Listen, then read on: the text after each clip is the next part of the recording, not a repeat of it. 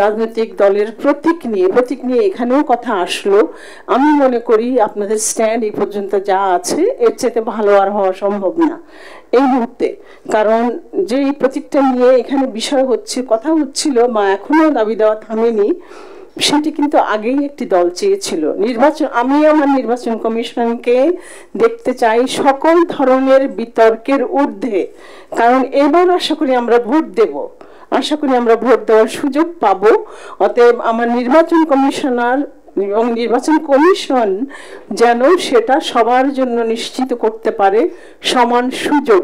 সেটা যদি প্রতীক বরাদ্দের ক্ষেত্রেও হয় তাহলেও কিন্তু তাই। আপনি যদি এখন আগে যারা চেয়েছিল তাদেরকে দিতে যান, তখন আপনি একটা ডিবেটে পড়বেন যে আগে কেন দেন নাই। অতএব আপনাদেরকে এটা খুবই ঠান্ডা মাথায় চিন্তা করতে হবে। আরেকটা বিষয়, সেটা হলো যে সংবিধান আপনাদেরকে যথেষ্ট ক্ষমতা দিয়েছে, আপনারা সেগুলো প্রয়োগ করবেন। আমি একটু দুটি নাম এখানে এই প্রসঙ্গে বলবো। ভারতের একজন নির্বাচন কমিশনার ছিলেন টিএন সেশন, আগের নামটা আমার ভুল হতে পারে, বাট তার লাস্ট নাম সেশন। ওনার কিছু কার্যকলাপ আপনারা যদি দেখেন, নিশ্চয়ই আপনারা দেখছেন, এটা কাজে লাগবে। আর সাম্প্রতিক সময়ে পশ্চিমবঙ্গ, ওরা তো বঙ্গ বলে, নির্বাচনে একটা আচরণ বিধি লঙ্ঘনের একটা অভিযোগ আসলো একটা পার্টির প্রধানের বিরুদ্ধে। সম্ভাবনা যথেষ্টই ছিল যে তিনি আবারও নির্বাচিত হবেন। তো কি হলো, যখন অভিযোগ গেল, অভিযোগ সত্য প্রমাণিত হলো, তখন নির্বাচন কমিশন ওনাকে 12 ঘন্টার জন্য ওনার প্রচারণা স্থগিত করলেন। উনি প্রতিবাদ স্বরূপ উনি কি করলেন, নেতাজির সমাধিস্থলে গিয়ে উনি ওই সকাল থেকে গিয়ে সেখানে অনশন করলেন, কিন্তু তিনি ক্যাম্পেইন করতে পারলেন না, কারণ আইন তাকে বাধা দিয়েছিল। তো আমরাও চাই যে আমাদের নির্বাচন কমিশন এই ধরনের উদাহরণগুলিকে সামনে নেবেন, কিভাবে কখন কি করতে হবে। তো সেই জিনিসটা অবশ্যই গুরুত্বপূর্ণ। জন্য আমি আপনাদের সবারই জানা আছে, তারপর আরেকবার এখানে একটু আমি মনে করিয়ে দিলাম। এখন আমি আমার একটু অভিজ্ঞতার কথা এখানে বর্ণনা করব খুবই সংক্ষেপে। সাম্প্রতিক সময়ে যে আমাদের ডাকসু নির্বাচন, যেটা নিয়ে আপনারা, আমাদের উপাচার্য মহোদয় এখানে আছেন, আপনারা ওনাকে অভিবাদন জানিয়েছেন। তো খুবই ভালো লাগলো বিষয়টা দেখে। আমি নিজে একজন পর্যবেক্ষক ছিলাম, তো আমার ইচ্ছে ছিল সকাল থেকেই আমি সকল কেন্দ্রগুলিতে যাব এবং সবগুলি আমি পরিদর্শন করব কোথায় কি অবস্থা। প্রথমে আমি গেলাম সিনেট ভবনে। আমাদের সিনেট ভবন আপনারা তো গিয়েছেন, দেখেছেন আপনারা, সেখানে 3টা কেন্দ্র ছিল, 3টা ছাত্র হল, সেখানে তাদের ভোট প্রদান করেছে। নিচে যে অ্যালুমনাই ফ্লোর সেখানেও ছিল। তো আমি দেখলাম প্রথমে যে কক্ষটাতে ঢুকলাম আমি, সেটা আমাদের সেনেট হলেরই একটা কক্ষ, বড় কক্ষ ছিল, হোসেন হল, সেখানে তারা ছাত্ররা সেখানে ভোট দিয়েছে। পুরো একটা হলের সকল শিক্ষার্থী হোস্টেলের ওখানে ছিল। জনবল একটু কম ছিল। পরে ওখানে যারা ছিলেন আমাদের কর্মকর্তারা, ওনাদের অনুরোধে বলে ম্যাডাম একটু বসেন। ওই একটু বসতে গিয়ে কিন্তু আমি সারাদিন ওখানে থাকলাম, দেখলাম যে জনবল আসলে একটু কম ছিল। তো এইটা আমার অবজারভেশন হলো কি, আপনারা নিশ্চিত করবেন আপনাদের যে কতজন দরকার, টেকনিক্যালি যে কতজন দরকার আপনাদের, তার চাইতেও কিন্তু আপনারা বেশি রাখবেন। কারণ এটা একটা বিষয়, কারণ হঠাৎ করে হুড়মুড় করে অনেক ভোটার চলে আসবে। কারণ আপনি হয়তো সারাদিনের একটা ফ্লো ঠিক করেছেন, কিন্তু হয়তো সেভাবে করে হবে না। এই প্রসঙ্গে আরেকটা কথা আমি বলি।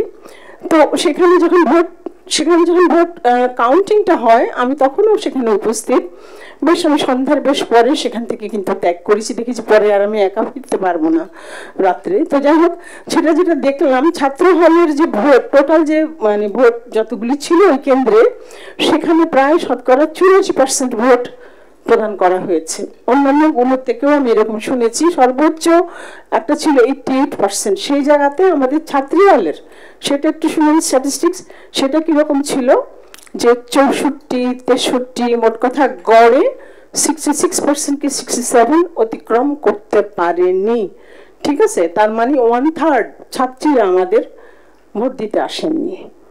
কেমন? তো এইখানে আমি ন্যাশনাল ইলেকশনের সাথে একটু বলবো, সেটা হলো যে আমাদের উইমেনরা অনেক সময় ওনারা একটা ভোট যে কত গুরুত্বপূর্ণ এটা হয়তো বা অনুধাবন করেন না, বা করলেও হয়তো সেটা ওনাদের যে দৈনন্দিন যে কাজকর্মগুলো, এর থেকে যে ভোটের দিনটা আলাদা, সেটাকে হয়তো ওইভাবে দেখতে পারেন না। আপনারা কাইন্ডলি ছোট ছোট কিছু কি বলে এটাকে, শর্ট ফিল্ম টাইপের, সেগুলো করবেন। এবং যাতে করে আপনারা ভোটারদেরকে, বিশেষ করে নারী ভোটারদেরকে আপনারা উদ্বুদ্ধ করতে পারেন ভোট কেন্দ্রে আসার জন্য, এবং একেবারে এইরকম ভাবেই সহজ ভাষাতে যে আপনার একটা ভোট মহামূল্যবান, কেমন যে সেটা নির্ধারণ করার জন্য আপনার এই ভোটটা প্রয়োজন, এরকম। আর আরেকটা জিনিস, সেটা হলো যে আমাদের জেন জি যাদেরকে বলে, আমাদের তরুণ প্রজন্ম, আমরা কিছুদিন আগে পর্যন্ত জানতাম যে তারা অনেকটাই রাজনীতি বিমুখ। অবশ্য এখনো যে আমার ধারণা খুব পরিবর্তন হয়েছে তা নয়, ঠিক আছে। 24-এর গণ আন্দোলন, সেখানে আমরা দেখেছি, কিন্তু ছাত্র ছিল ডেফিনেটলি, ওরা সামনে ছিল, কিন্তু সাধারণ মানুষ ছিল অনেক অনেক অনেক, ঠিক আছে না। তো এই যে জিনিসটা এখনো কিন্তু আপনি ছাত্রদের কাছে যান, তরুণ প্রজন্মের কাছে যান, তারা কিন্তু আসলে নির্বাচনের ব্যাপারটাতে খুব বেশি তারা আগ্রহী না। তাদের যে ভোট দিতে হবে এটা they are not just bothered about this, কিসের ভোট, এরকম একটা ব্যাপার। তো এবং আমি সম্প্রতি একটা স্ট্যাটিস্টিক্স দেখলাম, আমাদের টোটাল জনসংখ্যার প্রায় অর্ধেকের মতো যাদের বয়স 27 বা তারও কম, আপনারা কিন্তু এই ইয়াং গ্রুপটাকে আপনারা টার্গেট করবেন, তারা যেন অবশ্যই ভোট দিতে আসে। অনেকের জন্য সেটা জীবনের প্রথম ভোট হবে, এবং সেই জিনিসটাও আপনারা আপনাদের যে ছোট, মানে আমি বললাম শর্ট ফিল্ম, নিশ্চয়ই আরও কোনো টার্ম সেটার জন্য থাকতে পারে, সেই জিনিসটা সেটা আপনারা দেখবেন। আর আরেকটা জিনিস আমি একটু বলবো, সেটা হলো যে এখানে তো যেমনিভাবে আর্টিফিশিয়াল ইন্টেলিজেন্সের কথা অনেক হলো, তেমনিভাবে কিন্তু আসলো না এই জিনিসটা যে কিছু কিছু ওয়েবসাইট হ্যাক করে ফেলা। আপনাদের ওয়েবসাইট হ্যাকড হতে পারে, please be prepared for that, ঠিক আছে। আপনারা যে ফলাফল ঘোষণা করবেন, দেখা যাবে যে হ্যাকড হয়ে আছেন, আপনারা জানেনও না, ঠিক আছে। অতএব এই সমস্ত আসলে প্রিকশনসগুলি আপনাদেরকে নিতে হবে। আর আরেকটা হলো, আপনারা কি আমাদের সকল আইন শৃঙ্খলা রক্ষাকারী বাহিনী যখন নিউট্রাল ভূমিকা রাখবে, এ ব্যাপারে কি আপনারা নিশ্চিত? আই এম শিওর আপনারা নিশ্চিত না। জাস্ট সাম্প্রতিক সময়ে যে একটা রাজনৈতিক দলের যিনি প্রধান, তাকে যেভাবে পিটিয়ে আহত করা হলো, তার মাথা, ঘাড় ইত্যাদি, বর্তমানে তিনি দেশের বাইরে চিকিৎসাধীন আছেন, এর সাথে কারা জড়িত আপনারা তো জানেন। এই সমস্ত অ্যাক্সেস কিন্তু তারা করে ফেলে, তখন কিন্তু ব্লেমড হয় কারা? বলবে যে আমাদের নির্বাচন কমিশন এমন একটা নির্বাচন করেছে যেটা তারা আইন শৃঙ্খলা পরিস্থিতি নিয়ন্ত্রণে রাখতে পারেনি বা এরকম। তো ওই যে আমি আগেও যে কথাটা বললাম, আমি চাই আমার নির্বাচন কমিশন আমাকে, সেই সঙ্গে আমার সমস্ত দেশে তারা একটা সুষ্ঠু, গ্রহণযোগ্য, অবাধ নির্বাচন আমাদেরকে উপহার দেবে।